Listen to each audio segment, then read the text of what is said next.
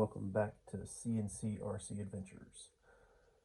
Today I'm going to talk about some common beginner questions on in the Facebook groups and some of the message boards and stuff like that. I see a lot of people are just getting into the SCX24, which is great.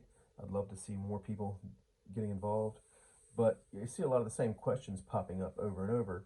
So I'm going to hope that this video will help you answer some of those questions and be able to find the information that you need.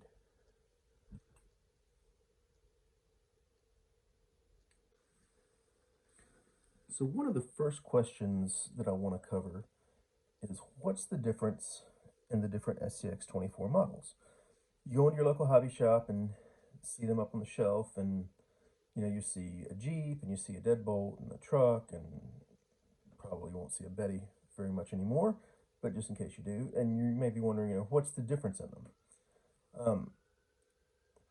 When you're looking at the SCX24, there are two basic styles. There is a long wheelbase and a short wheelbase.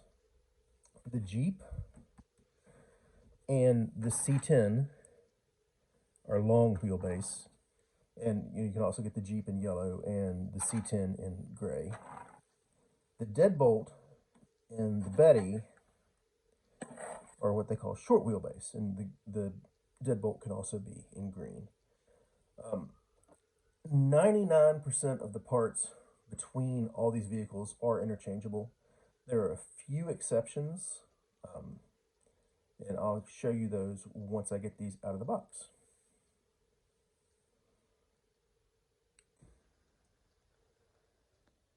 Okay, we have our new Jeep and our new deadbolt out of the box. The first obvious difference is the bodies themselves. The bodies are somewhat interchangeable between the different models, and we'll get to that later. So let's kind of take a look under the hood.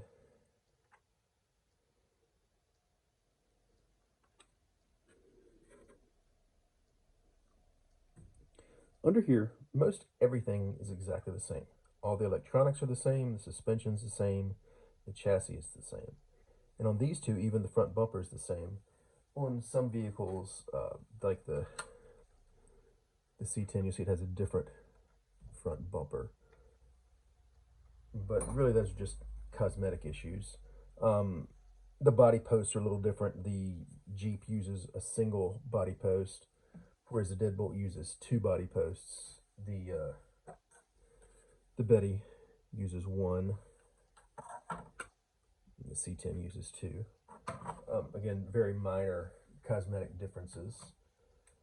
The main differences between these models that you'll see, these two particular ones both happen to use the exact same tire. They use the Axial trail grabber, and this is one off of one of the other Jeeps, so you can kind of see what it looks like. The C10 will use a little bit smaller wheel and tire, and the Betty will use a different one. I'm sorry, I don't actually have a Betty. I have a Betty body, but I've never bought the actual vehicle. And it's a different wheel and tire too, but the wheels and tires are interchangeable between the different models. You may sometimes run into clearance issues. The wheel well on the C10 is not that big, so that's why it runs a little bit smaller tire. So if you try to put the Jeep tire on it, you're going to probably get some rubbing with the deadbolt tire. But again, that's just a minor thing. Sorry about that. One thing that we will take a look at that is a significant difference in the two are the suspension links. So I'm going to set them next to each other. Make sure you can see this. So if you look, this piece right here is where the motor and transmission are mounted. You'll notice on the deadbolt on the bottom, it's further towards the front. On the Jeep, it's closer to the center. Some people think this helps performance and things like that. One of the main things that it does do, though, is it makes them use different links. These actual suspension links that connect the front and rear axles to the chassis itself, you'll notice on the Jeep they're close to the same length. They're not exactly the same. The back ones are a little bit longer than the front ones.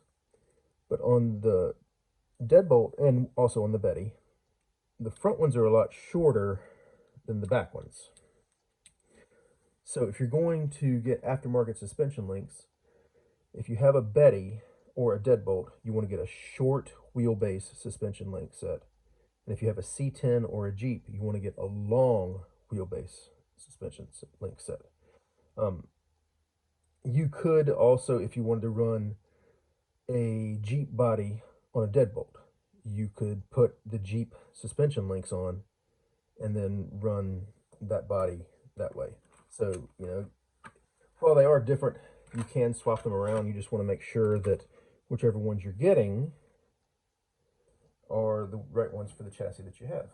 So that's really the only difference. If you're going to upgrade, the electronics are the same. If you're going to upgrade electronics, if you're going to upgrade suspension, servo, battery, motor, whatever, what fits one will fit all of them. So hopefully that clears up a little bit about what the difference is in the models. Like I said, most everything's interchangeable, and there's only just a few minor differences. The main one that you have to worry about is the suspension links.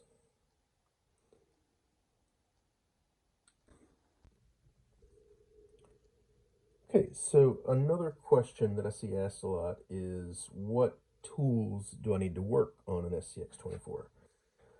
The good news is there's not really a lot of tools that you need. You do need a couple, and we'll talk about them right now.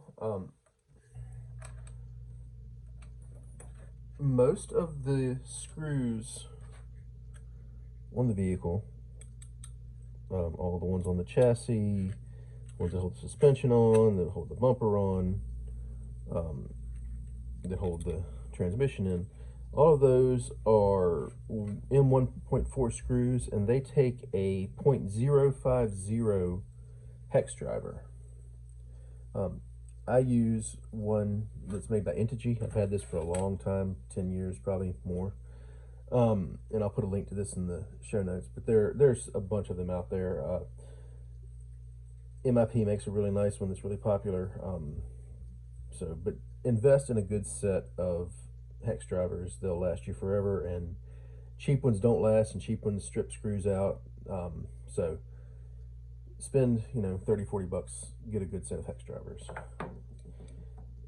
The only two screws that aren't that size, there are two screws, you can't see it on this one, but there are two screws that hold the motor in. They're underneath this cover here, and they're 1.5 millimeter, so they're a little bit bigger. Unless you're swapping out a motor, you probably won't even need this, but it's a good idea to just have it for the future. And the nut that holds the wheels on is a 4 millimeter nut. So I've got a 4 millimeter nut driver. This is a cheap one I got off eBay. I'm not going to recommend it. For a couple of reasons. I've got to get a better one. I just haven't had a chance to do it yet. So again, invest in good tools. But really, that's all that you need to work on one of these vehicles.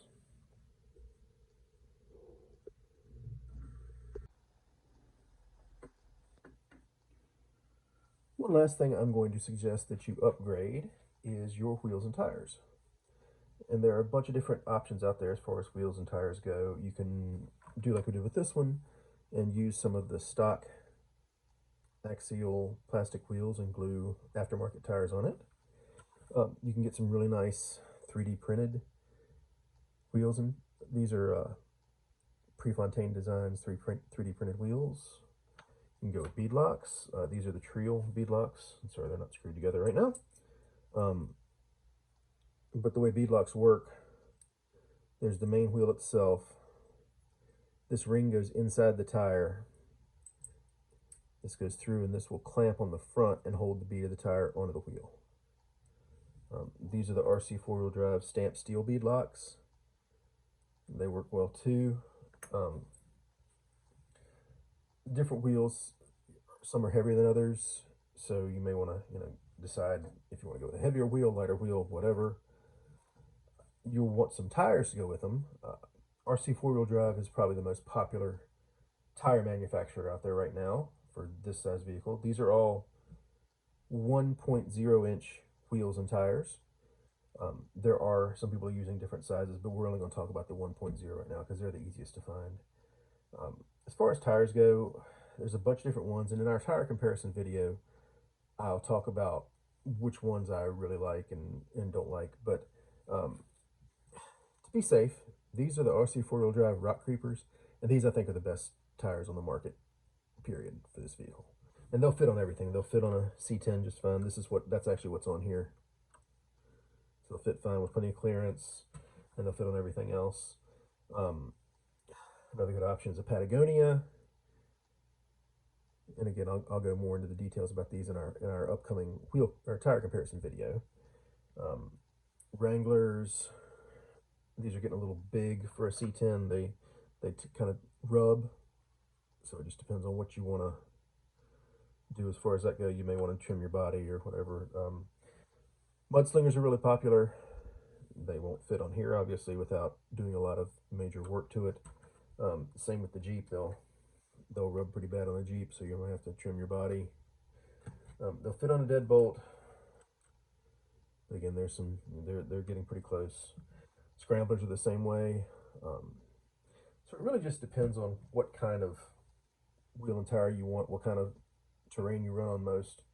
So that'll determine what you want. But again, if you're not sure, if you want something that just works everywhere, get some Rock Creepers. All right, so I hope that cleared up some of the beginner questions people have. If you do have any others, please feel free to post them in the comments, and I will do my best to answer them. Thanks, and see you soon.